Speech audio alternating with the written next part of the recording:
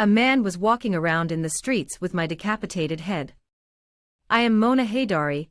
I was born in the September 24, 2004.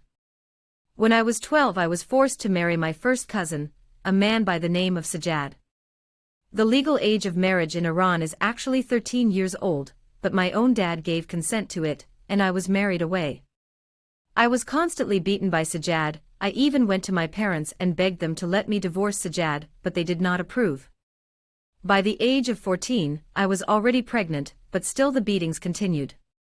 When I was 17 years old, I met a man online named Ali. I had told him about my story, and told him everything about my occasional beatings and my husband.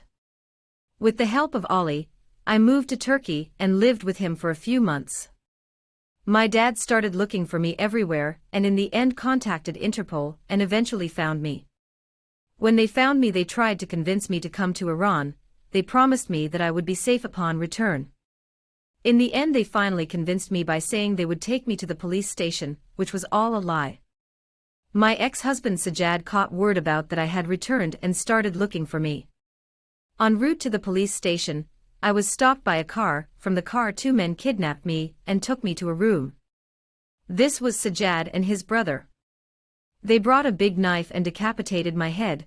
After they were done with fully cutting off my head, they walked around in the streets with my decapitated head, and was shortly caught by police. Sajjad and his brother was facing the death sentence, since my dad said he would never forgive them. But my dad lied.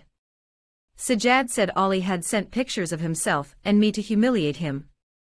When my dad heard this, my parents had the option to demand something called qisas. This is part of Iran's Islamic law. The parents could either demand Sajjad being killed, or Sajjad getting a lower sentence. They chose to give the person that murdered me a lower sentence. I was stabbed in the back by my parents, and in the throat by my ex-husband.